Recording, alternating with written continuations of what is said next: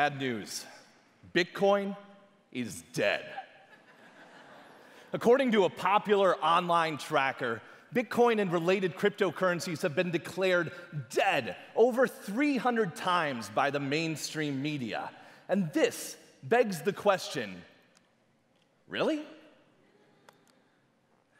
On May 22nd, 2010, a programmer by the name of Laszlo Hanix sat in front of his computer, and this guy logged on to the Bitcoin Talk online forum, and he offered up 10,000 Bitcoin to anybody who would bring 2 large pizzas to his front door.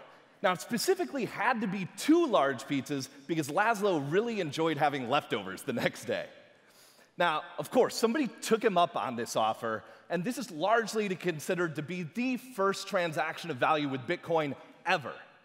And now those 10,000 Bitcoin are worth $60 to $70 million. And if you do the math on that, that's a little over $3 million per slice, which should make this guy really happy.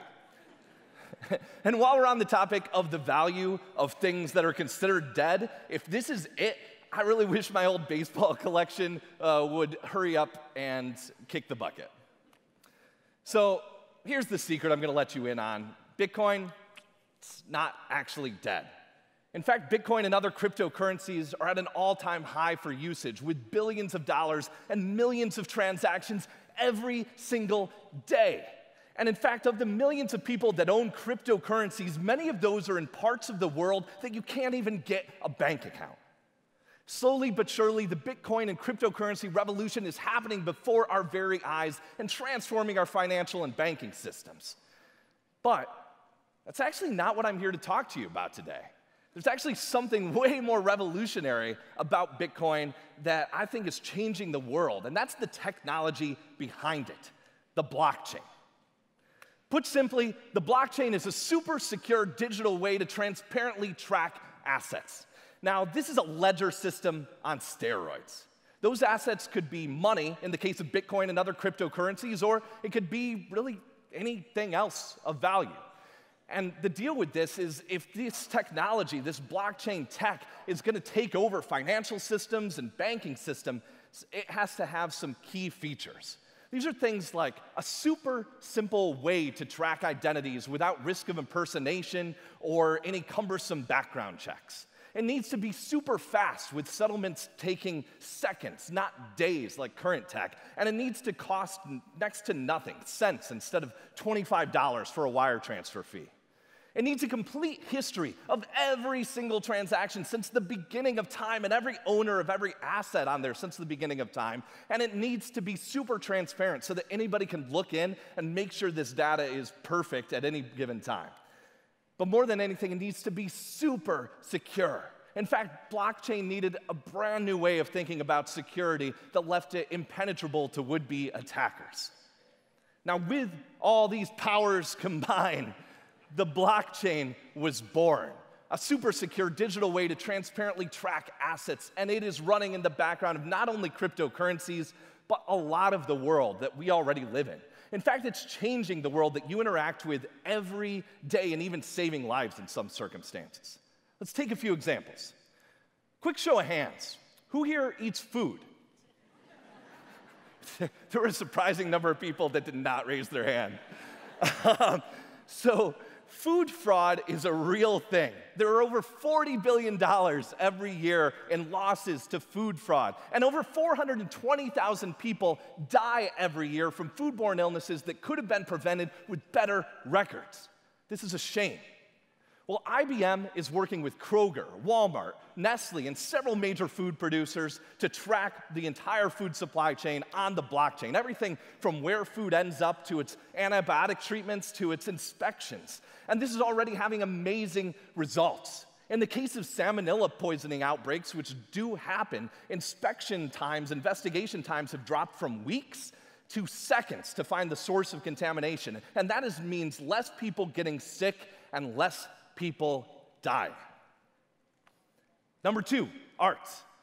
Believe it or not, art forgeries are a real thing. They happen more than just in the movies, okay? So there's this guy by the name of John Mayotte, who is the forger legend of the day. He has over 130 known forgeries of masterpieces floating around out there, and suspected there are 200 more that people can't find because they're just so darn good. And another guy, Yves Bouvier, is a broker that has made over $1 billion with fake art sales records. Now, we could fix all of this by tracking these details on the blockchain so that those details can't be changed in the future. And there's one company, Verisart, doing just that, and to eliminate fraud and cut out middlemen wherever possible. And one more that's near and dear to me, event ticketing. If you bought tickets to an event recently, you already know that the world of event ticketing is broken. Fees are ridiculously high. Fraud on secondary markets is rampant, unfair revenue splits to the artists and performers, and zero transparency to you, the fans. Well, my company, PassageX, is one of many working on fixing this with the blockchain, and we have already tracked $10 million in real ticket sales for this. I could go on and on about all the industries that are being disrupted by this revolutionary technology. But one thing I want to make clear, right now, it's 1994. Do you guys remember the internet in 1994? Pretty bad. You'd hit connect and you'd wait for your modem to dial into your ISP, then you'd hear a series of squeaks and squeals and static until maybe you'd get that connection successful message. And if you were like most people, your first stop was probably a voice saying, "You've got mail," right? We thought we had this all figured out. We thought we were on the pinnacle of internet technology, and we thought we were gods with our electronic mail that we could send around the world in seconds rather than days or weeks like snail mail took. But we had no idea what the internet was actually going to be used for, right? We had no idea about e-commerce and Netflix and YouTube and cloud computing and video games and these things. Holy cow, we had no idea about the power that was there. And that's where we're at with blockchain right now. So we think we've got something huge figured out with this ability to, take Bitcoin and manage our money, and it is changing the way financial systems and banks work. But there is so much more there that's changing and saving lives around the world that we haven't even imagined yet. So we have seen this all before, but we still have no idea what it's going to look like.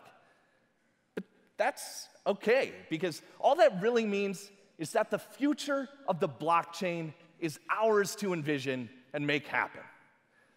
So take this out of this talk, if anything. Here's to a better blockchain-powered future for everybody. Thank you very much.